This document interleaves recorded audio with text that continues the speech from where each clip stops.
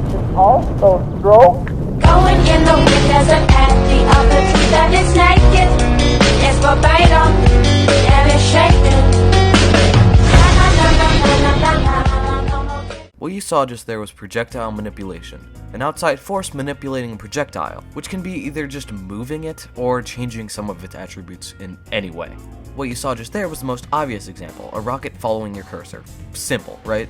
But not all of these examples are as mundane as this. Some of them are insanely cool, and those ones fall into one of two categories: map manipulation and player manipulation. First, let's talk about player manipulation, and to talk about this we need to chisel out a clear definition. Let's say making projectiles move or changing their properties via player input. And so when you think of projectile manipulation, this is the one you mostly think of, as it's the more common one. And I think the more cool one. One of my favorite examples of projectile manipulation exists in Kosaku Kawajiri from ASB. Kosaku has a move called Impact Ignition Bomb, which creates a semi-transparent bubble which, when touching something, usually blows up. By changing your input very slightly, you can change the speed, the trajectory, and even the core mannerisms of the bubble, making it explode on command rather than on impact, which may not seem like much, but in the hands of a good Kosaku player, they can make this bubble dance around the stage and then explode on the most opportune time for them. And that is what's at the core of projectile manipulation: player control. Now let's imagine that Kosaku's bubble is always in its base form. No moving, just a straight, slow bubble that explodes on impact. This lowers the skill ceiling for Kosaku Kawajiri immensely, because other than these bubble dances, most of Kosaku is just hitting and getting up your meter so you can use Bites the Dust. And Kosaku's main ability, First Ignition, hardly does anything against a good player because it comes out so slow.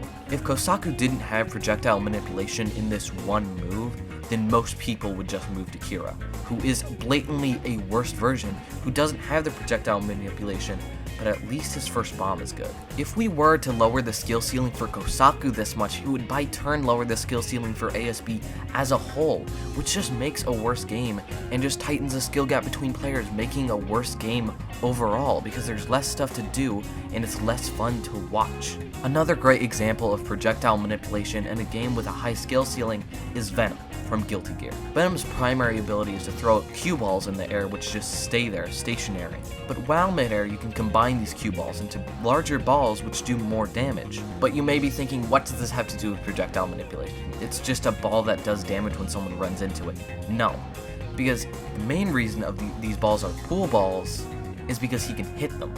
When Venom hits these balls, they scatter around the stage, and good players can make them ricochet off of each other into the opponent at the most opportune time. But this isn't even the main use for these balls. It's Oki. Oki, short for Okazeme, is basically hitting the opponent on get up. Think jab blocks from Super Smash Bros, but way more complicated and more focused on chaining combos together. And when these balls bounce around each other, it extends their airtime, which may not seem like much, but it is essential for his Okazeme.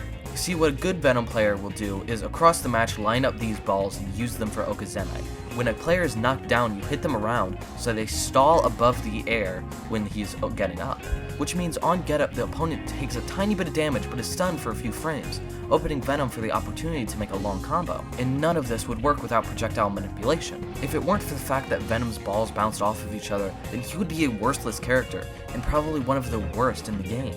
But because of projectile manipulation, Venom becomes one of the best characters in the game, and one of the best characters in Okazeme in fighting games. Maybe besides Whole Horse though, he's awesome. And so far the only examples I've shown are fighting games, but honestly I think projectile manipulation may be more prevalent in first-person shooter games, or just any other game. Like I showed at the beginning of the video, Half-Life 2 has a really good example of it, being the rockets.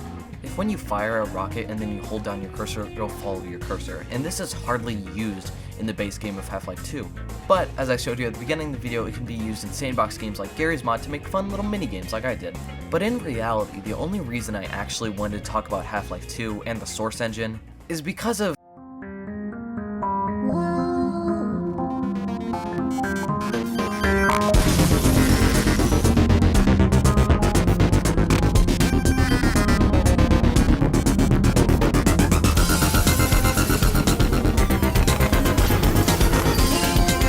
Remember map manipulation? I mentioned it at the beginning of the video, and this is something entirely different from both of those base categories. What I'd like to call Portal is pseudo map manipulation, something which is both reliant on the geometry of the map and player input. But what you may be thinking right now is that Chell doesn't have any projectiles in Portal, which is true. But the keyword you just said is Chell. All throughout Portals 1 and 2, you are making your own projectiles. And maybe aside from the plasma ball, these aren't downright provided for you or supposed to even be used as projectiles. All throughout the game, you need to drop things on buttons, turrets, or anything else. Most things you see, cubes, cameras, turret, plasma balls, hell, even yourself, are used as a projectile in this game. Using cleverly placed portals, you can turn these items into projectiles, knocking down turrets or any obstacles in your way. And oh god, would something like this be cool for an FPS. Like imagine using portals to funnel a grenade and then launch it across the map and get sick frags. Oh god, that would be so cool, bro. Imagine going through a portal and then doing a 360 no-scope to somebody across the map. It'd be so cool, bro. Okay, so this part was written before Splitgate blew up, and I would still hardly qualify that as what I was thinking. That game is less reliant on movement and portals and more reliant on gunplay, Halo-esque. So, it's not even a movement shooter. People keep saying Splitgate's a movement shooter. It's not. Fight me, bro. And I think if a game like that existed, it would be honestly extremely cool and probably one of my favorite movement shooters of all time, and probably the best example of projectile manipulation. Hell, even if you were able to shoot rockets through portals and chain them up and get a frag or something, it'd still be cool, and it'd still be a really good example of projectile manipulation. But now that I'm done talking about player manipulation and pseudo-map manipulation, why don't we move on to the real thing? Map manipulation. Map manipulation is typically the most dull and mundane type of projectile manipulation, but can lead to some pretty cool instances. For example, back to ASB, Whole Horse has a move where J-Guile comes out of the ground and stuns the enemy for a few seconds. Not talking about how cool this move is from a game design perspective, because I'm sure other people have done that, and if not, I'll probably do it eventually. But like I mentioned in my JJBA games video, ASB has a pivot system, which means that if you just move slightly, this move can be completely negated. And the reason this isn't pseudo-map manipulation is because all it requires you to do is put in an input. But this is a very uncommon example of map manipulation. The most common one would probably have to be bouncing something like a grenade off of a surface, which you may be thinking is mundane, and usually it is, but sometimes it can be done really well, like Raze. In Valorant, Raze's grenade splits into a bunch of different tiny grenades, which means that with good placement, you can split these grenades across the map.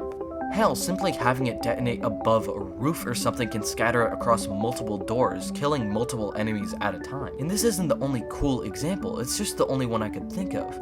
Any grenades with special properties can lead to pretty cool map manipulation. But by far, one of my favorite examples of map manipulation lies in Minecraft.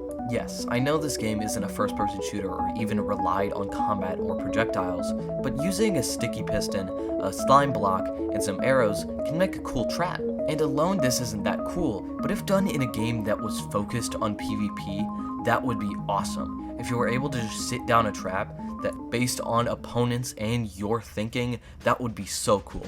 That would be so cool. There aren't games I can think of right now. I don't know what game does this. Okay, but like in HFTF, Whole Horse, he can shoot this ceiling, and then glass comes down. It doesn't make sense. Why would there be glass in the middle of Cairo, Egypt? It doesn't make sense. But, oh yeah, he can also shoot the screen itself. What the